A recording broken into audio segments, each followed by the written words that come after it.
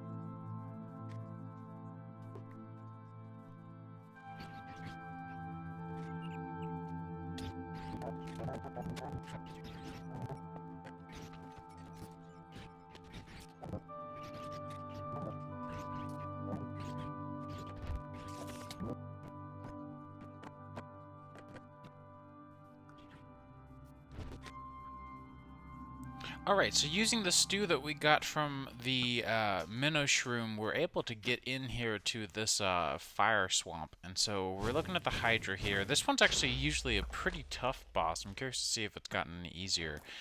Used to be the trick was is that you had to attack the head that was currently attacking. And you saw that. I think that's kind of what's going on right now. I'm not actually 100% sure if that's going to continue to work that way.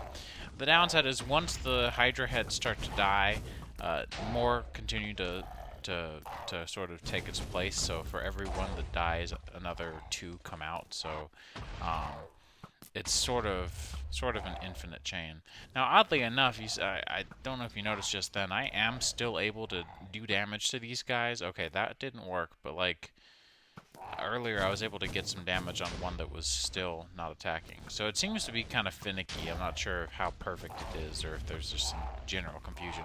Overall, I seem to be doing okay with this one just because the attacks are pretty clearly planned out, and some of these guys get distracted by the stuff that's in that cave back there. Let's see. So far, so good. See, him I can't attack for some reason, but these two I can, and they're not even attacking right now. So I'm not really sure. I definitely need to work towards getting a more powerful bow at some point because this is just tedious.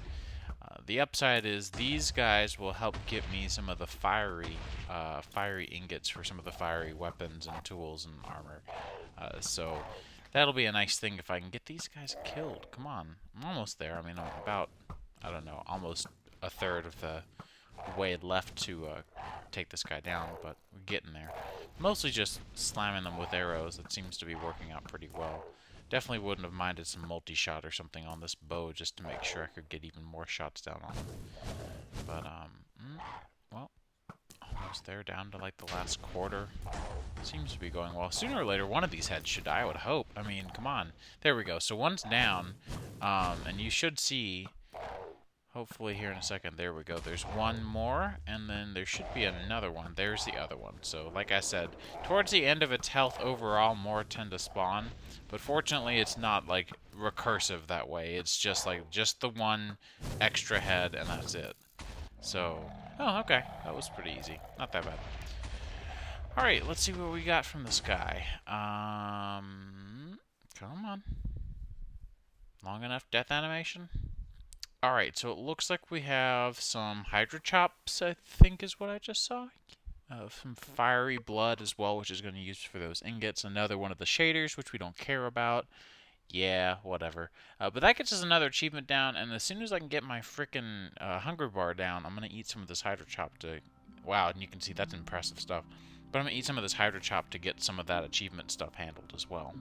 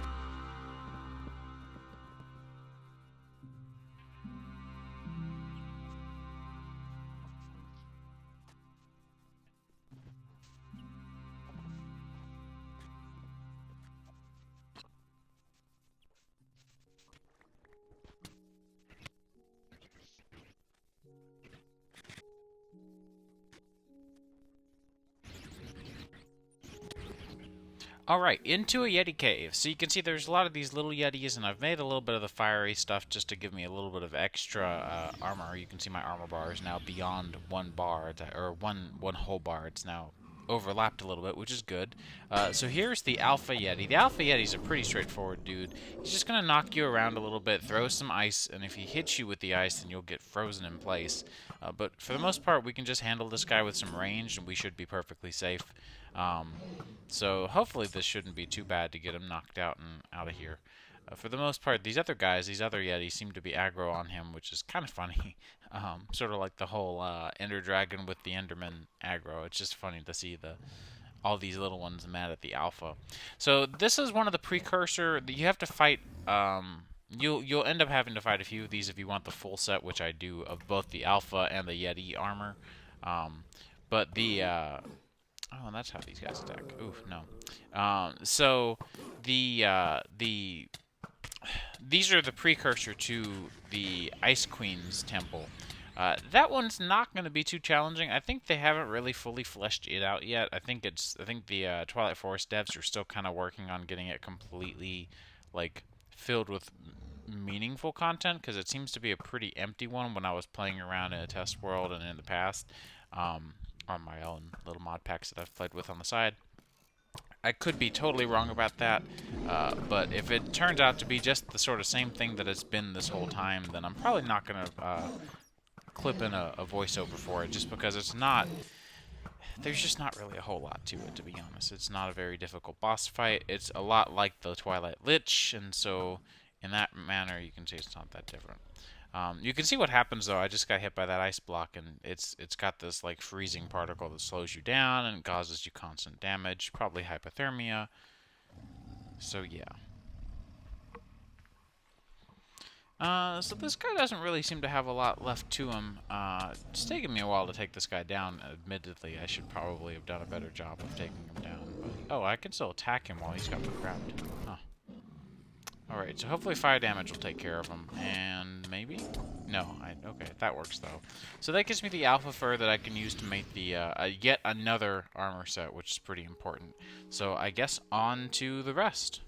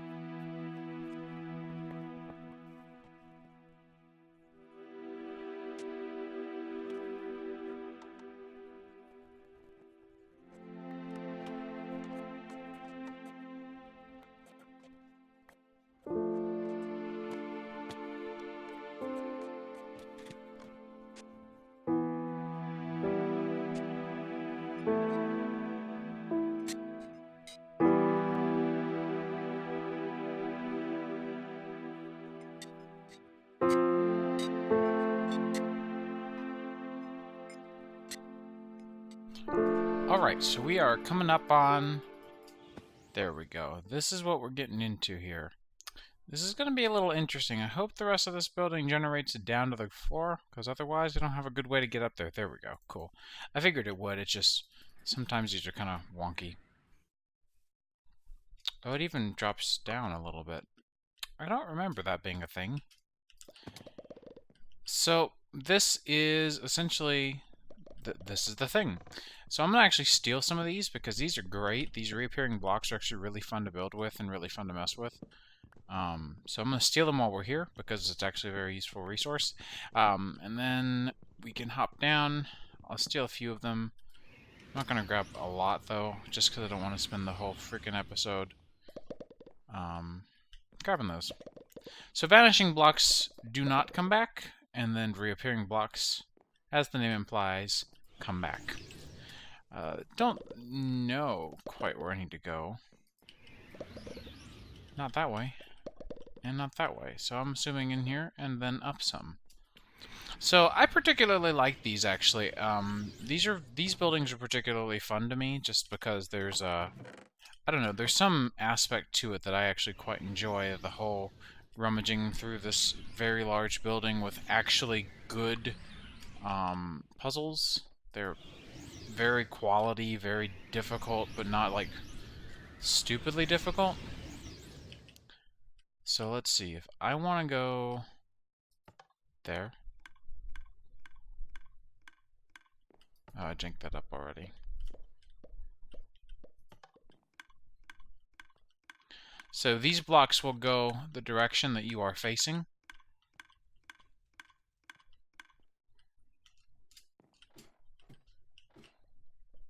I don't think that's supposed to be there. Thanks. Thanks for the help there. So, yeah, while I work through this maze here, you can see these are really fun, and I really want to get, I don't know, I think they're just so unique. I really wish that there was more stuff like this. You know, some of these are easier than others. This one obviously is very easy. And then what I would show you, but I don't really have any... Oh, here we go. Is that guy... This guy, I think? No. Where is he? That thing. You see these weird little beams? It's kind of going to prevent you from building out. At least I think that's what it does. Like if I put that there... Yeah, see? So it's going to break it. Because that's not the goal. I actually quite like how much the Twilight Forest tries to keep you from cheesing. It's actually, I think it's pretty novel how they do it too, like that whole what I think it's called, like the anti-block or something. And like, literally, its entire goal is to keep you from placing blocks. I just think it's a really clever idea.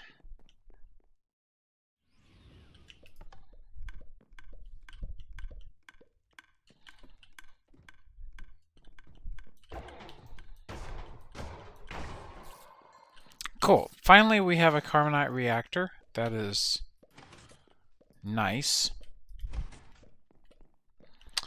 And so we can use these to make those cool special doors. And borer essence is a drop, I believe, that you can get. But then the carbonite, you'll see, is what you use for a lot of these things. Block of carbonite is also a really pretty texture. So by applying redstone to all four sides, this thing was supposed to do something. Did I not do this one? Oh, I didn't. There we go. So this is fake diamond.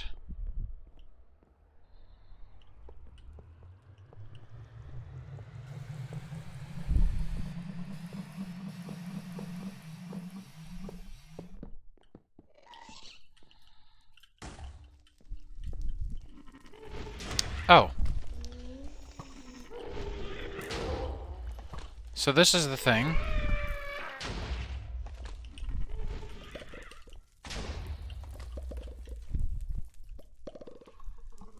So what you do is you have these.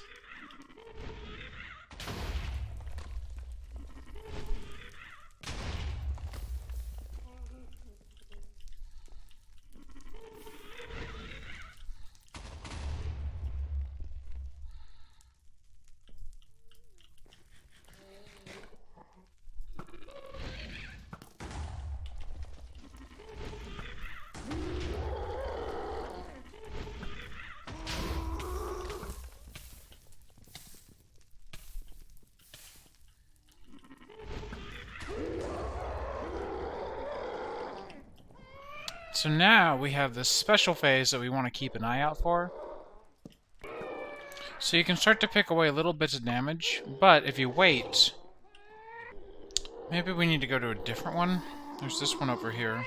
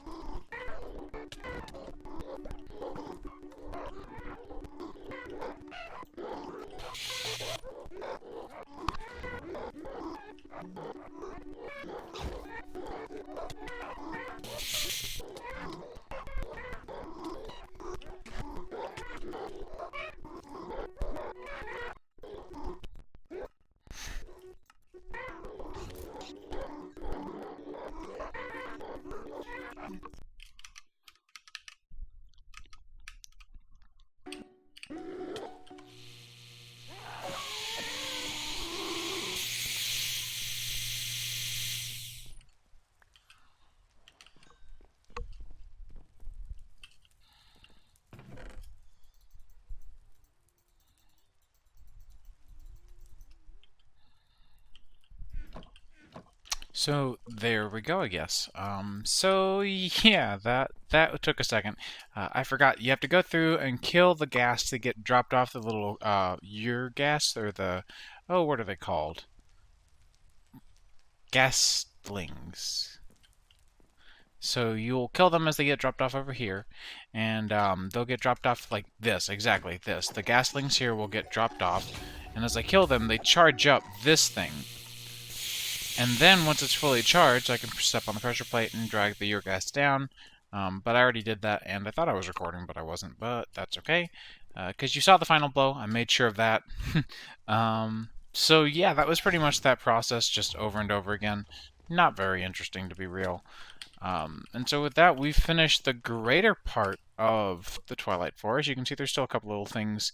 I have to go get 87 more different types of wood and tree material things, and yeah, that'll be fun. And then that's going to be easy. And these things I need to do, but those aren't too difficult either. I have done them once before. So I need to go through the troll caves and get the lamp of cinders to burn down the thorns to go up to the castle. Which only leaves a few little things left. We're almost there. We've gotten a lot of armor sets from this, as you've seen. So I think with that, I'm going to call it there for this episode, and I will see you guys in the next one.